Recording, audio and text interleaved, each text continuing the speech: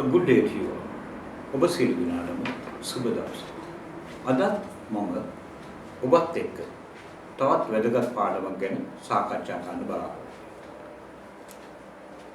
අපි මීට කලින් සාකච්ඡා කරා පාඩම් ගණනක්. ඒ අතර ඔබ දැක්කා එක පාඩමක්. Transforming sentences active voice into passive voice. කර්තෘකාරක වාක්‍ය කර්මකාරක කරන්නේ කොහොමද කියලා. අපි එදා කතා කරා simple present tense, the simple past tense and the simple future tense. අද මම ඒ පාඩම් තුන මගේ අරගෙන continuous aspect එක present continuous සහ past continuous කියන ඒ පාඩම් දෙක කර්තෘකාරක හදන්නේ කොහොමද? ඒවා කර්මකාරය කරන්නේ කොහොමද කියලා කතා කරන්න බලාපොරොත්තු වෙනවා. අපි දන්නවා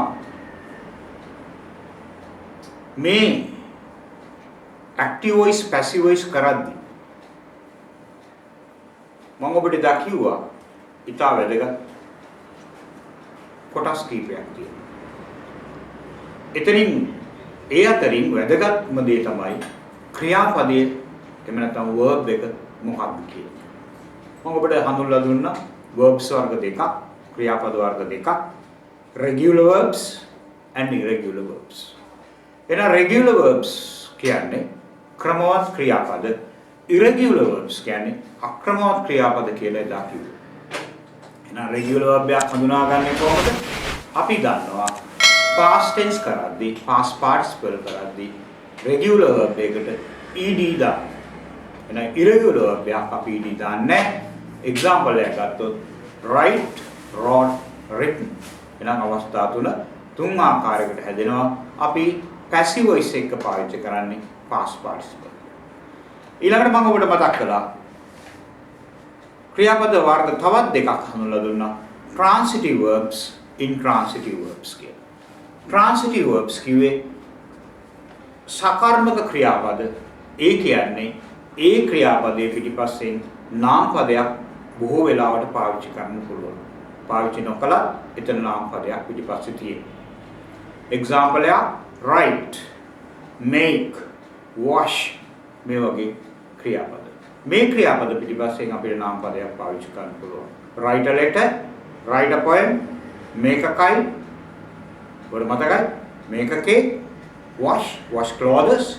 මේ විදිහට අපි පාවිච්චි කරන ඒ ක්‍රියාපද වලට අපි කියනවා transitive verbs කියලා.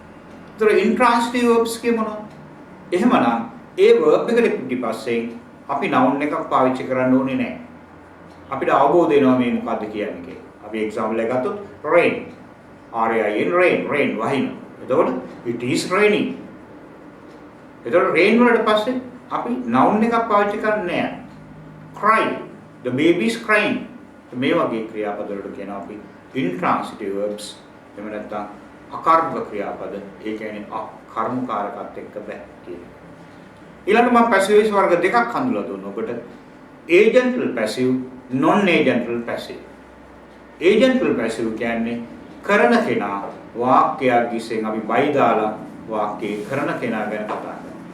ඒ වාක්‍යයේ ඒ ක්‍රියාව කරන කෙනා ගැන කතා කරනවා. එහෙනම් non-agental passive කියන්නේ අපි කරන කෙනා අපිට වැදගත් වෙන්නේ හැම කෙනෙක් ඉන්නවා. නමුත් ඒක හැම කෙනෙක්ම දන්නවා known by all. ඒ නිසා අපි බයි දාලා ඒ කරන කෙනා ගැන කතා කරන්නේ. එහෙනම් ඔබට මම ආපහු මතක් කළේ එදා පාඩමේ වැදගත් කොටස් කීපයක්. මොකද ඒ ටික ඔළුවේ තියාගෙන තමයි අපිට අද පාඩමට යන්නේ. එහෙමනම් අද අපි කතා කරන්නේ continuous aspect කියන. ඒ continue කරනවා කියන්නේ නවතා කරනවා, අඛණ්ඩව කරනවා. එහෙනම් continuous aspect මේ තුලින් අපි ප්‍රකාශ කරන්නේ යමක් කරමින් සිද්ධ වෙමින් තියෙන වාක්‍ය පිළිබඳ. මම අද මේකේ කතා කරනවා tenses දෙකක්. The present continuous tense, the past continuous tense කියන දෙක. අපි ඉස්සෙල්ලා බලමු මේවා වාක්‍ය කර්තෘකාරක වාක්‍ය නිර්මාණය කරන්නේ කොහොමද කියලා. අපි ගත්තොත් එහෙම වාක්‍යයක් ගන්නවා Timali is polishing the floor now. Timali is polishing the floor. now කියන්නේ දැන්. ඒතර මේක කර ඉන්න බව හැඟෙනවා. මොකෙන්ද? ing form එකේ. එහෙනම් present participle වලින් ing දාපුවාම මේක කර ඉන්න බව පේනවා. වර්තමානයේ බව හැඟෙනවා is දාපු නිසා. අපි ආදැම්මුත් වෙනත් වාක්‍යයක් එක්ක අපිට පුළුවන් they are playing football. එතකොට මේ are playing මේක present continuous මෙලං වර්තමානයේ කතා කරන මොහොතේ සිද්ධ වෙමින් කරමින් තියෙන දේවල් ගැන.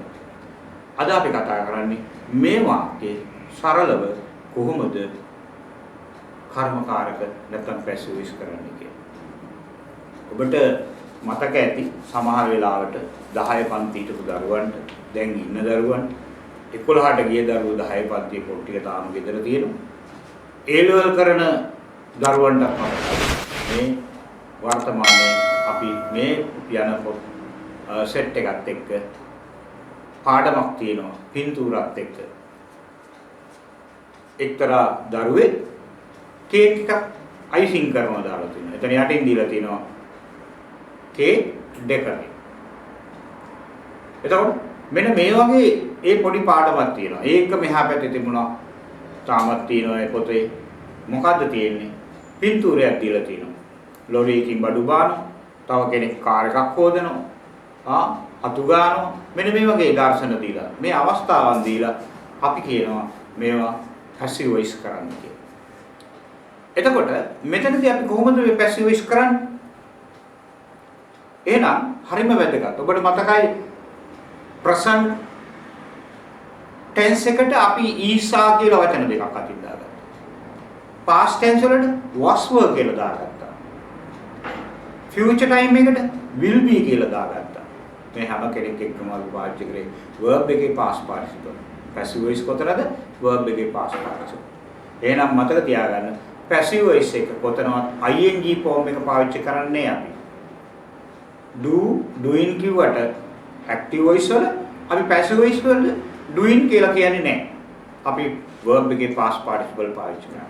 ඒ නිසා ඔන්න මතක තියාගන්න අපි ing form එක වෙනුවට අපි පාවිච්චි කරන්නේ BEINGB. BEINGB. EWNB නෙමෙයි, Mr. Bean නෙමෙයි, BEINGB. එහෙනම් අපි බලමු දැන් examples කීපයක්. මම ඉස්සලා කිව්වා Timali is polishing the floor. ඒක active voice. ඇයි? Timali මුල ඉන්නේ. මේක passive voice කරන්න අපි මොකක්ද දිහාද බලන්න කිව්වේ? verb එක දිහා. ඇයි verb එක දිහා බලන්න කිව්වේ? තීරණ දෙකක් ගන්න පුළුවන් කෝ. එකක් තමයි verb එක පිටිපස්සේ තියෙන noun එක මුලට ගන්න ඕන object එක හැටියට. ඊළඟට අතින් දාන වචන මොනවද තීරණය කරන්නේ? මේ verb එක දිහා. එහෙනම් ing තියෙනවා. මොකක්ද එහෙනම්? is polishing. ing පාවිච්චි කරන්න බෑ. ඒ වෙනුවට අපි කිව්වා ing වෙනුවට පාවිච්චි කරන්න කිව්වා BEINGB. එහෙනම් අපි දැන් මේක passive voice කරන්නේ කොහොමද? The Timali is polishing the floor now. මේක passive voice කරන්නේ. එහෙනම් polishing කියන එකට පස්සේ තියෙන්නේ floor. The floor is being polished by Timali. මේක passive.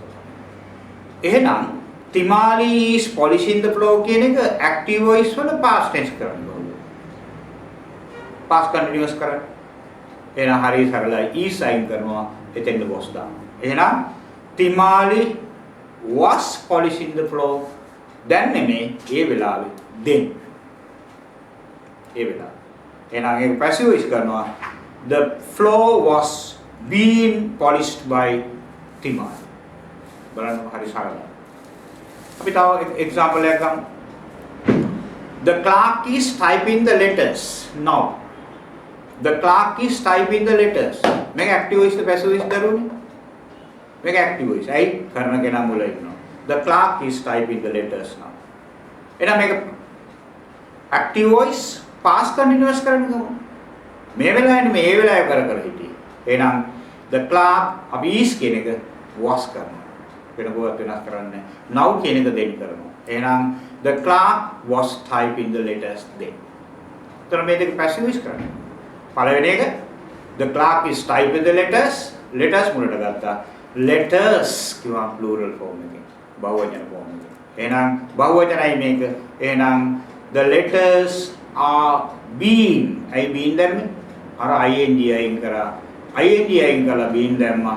type කියන එකේ past participle එක typed. The letters are being typed by the clerk. මේක agential passive non agential passive. By the clerk. උඩ මතක් කරලා දැන්. කරන කෙනා විශේෂ නම් by the agential passive. එහෙනම් මේකේ past continuous කරන්නේ කොහොමද? The letters are කියන එක අයින් කරලා අපි එතෙන්ට were දාමු. එහෙනම් the letters were being typed by the clerk. කොයිලා when I went there. Then ඒ වෙලාව.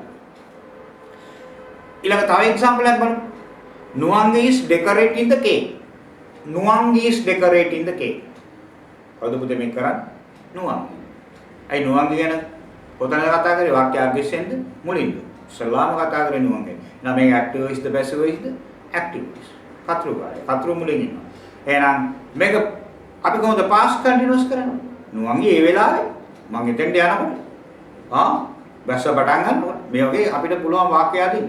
එහෙනම් කේක් එකක් ඩෙකොරේට් කරමින් හිටියා. එහෙනම් Nuang was decorating the cake. Cake එක එයා ඩෙකොරේට් කරලා සරසමින් හිටියා. එහෙනම් මේක passive voice කරනවා. The cake present continuous form නම් එහෙනම් the cake is being decorated by Nuang. මේක past continuous නම් the cake was being decorated by Nuang. එතකොට මේ මම මූලික සංකල්පය ඔබට කිව්වේ අපිට මතක තියාගන්න ස්ට්‍රක්චර් එක.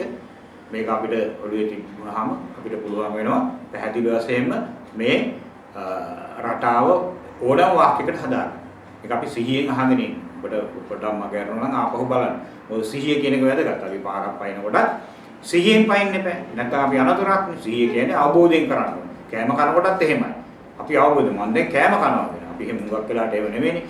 මිනිස්සු හිටියෝ බත්තයක් බෙදාගෙන ගිහිල්ලා අපි ටීවී එක ඉස්සරහා ඉඳලා කනවා. අන්තිමේ කෑවේ මොනවද දන්නේ නැහැ. සමහරවිට අපි ගොරක කෑල්ල කාලා මාළු කෑල්ල විසි කරන වෙලාවක තියෙන අවබෝධයක් නැතුව. එහෙනම් සිහියෙන්. එහෙනම් ඔබ මම ඔබට කිව්වා verb එක වැදගත්. passive voice වර්ග මොනවද තියෙන්නේ? verb එකේ පාවිච්චි කරන්නේ මොනවද? ඊළඟට අතින් දානකොට ing form වෙනුවට දාන්නේ මොන වචනේ? මොකද වචනේ? B E I N G. හරි. දැන් අපි බලමු පොඩි අවස්ථාවක්. මම මේ වාක්‍යනේ වාක්‍ය අරගෙන ඔබට හඳුන්වලා දුන්නේ. මේක අතීත කාලත් කරා. අපිට ගැටලුවක් නැහැ. එක අවස්ථාවක් ඔබට මම ඊට කලින් මේ ටෙක්ස්ට් එකම ගත්තා. It is the harvest time. දැන් මේ අස්වැන්න නෙලනවා. අපි අස්වැන්න නෙලන කාලේ අපි පුංචි කාලේ අපිට මතකයි. දැන් වගේ යන්ත්‍රෝපකරණ යන්ත්‍ර සූත්‍ර තිබුණේ නැහැ. ගොඩක් වෙලාවට අපි කමතට ගිහිල්ලා වෙලට ගිහිල්ලා වෙලක් අයින ඇලක් අයින ඉඳගෙන බලන් ඉන්නවා. ඒ වෙලාව අපිට දකින්න දර්ශන ගොඩක්. මොනවද? සමහර මිනිස්සු කීප දෙනෙක් එකතු වෙලා මොකද කරන්නේ? ඒ කමත සුද්ධ කරනවා. තව අය ගෝයන් කපනවා. තවත් අය මේ ගෝයන් මිටි බැඳගෙන මේව අරන් එනවා. මෙන්න මේ වගේ දර්ශනයක් ඔබට දීලා එහෙම නැත්නම් මේ වගේ දර්ශනයකට අදාළ වාක්‍ය දීලා මෙන්න මේ වගේ පුංචි පැරග්‍රාෆ් එකක් දෙන්න පුළුවන්. Fill in the blanks. His temporal. කොහොමද? Imagine you are at the paddy field and complete the blanks in the text with correct form of verb. Correct form of verb. Verb එකේ නිවැරදි ස්වරූපය පාවිච්චි කරන්න. It is the harvest time. The threshing floor. Threshing floor කියන්නේ මොකක්ද? කමත. එහෙනම් blanks තියෙන blank එකක් තියෙනවා. bracket ඇතුලේ තියෙනවා sweep. එහෙනම් අපි මේක the floor ඒක වචනයි is. එහෙනම් ing වෙනුවට අපි පාවිච්චි කරනවා b e i n g b. sweep කියන එකේ past participle එක swept. එහෙනම් the threshing floor is being swept.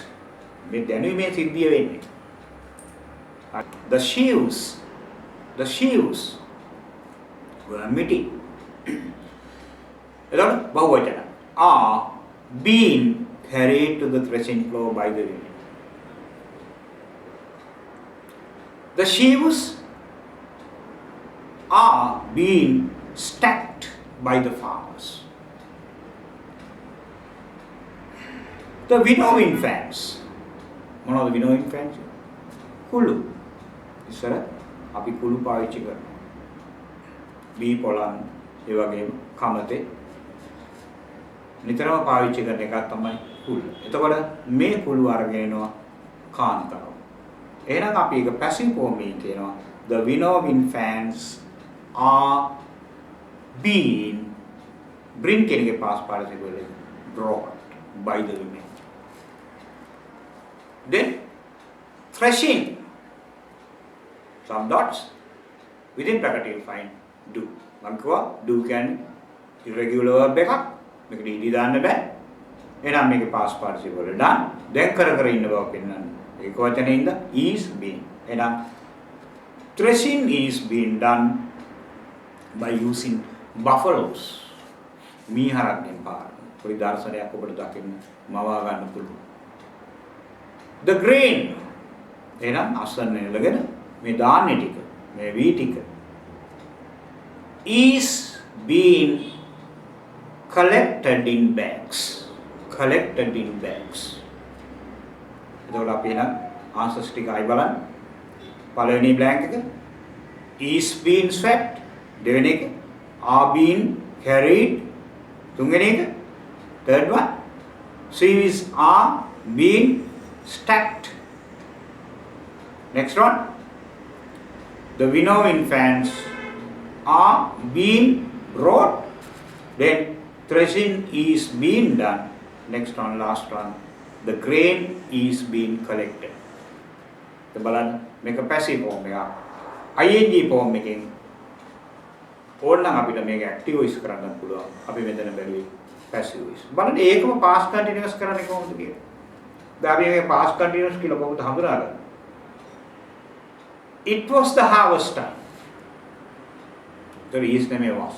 එහෙනම් අපි ඉතුරු හරිය යනවා අතීත කාලේ. එහෙනම් the threshing floor අපි is වෙනකොට අතන was තිබුණින්ද was being swept.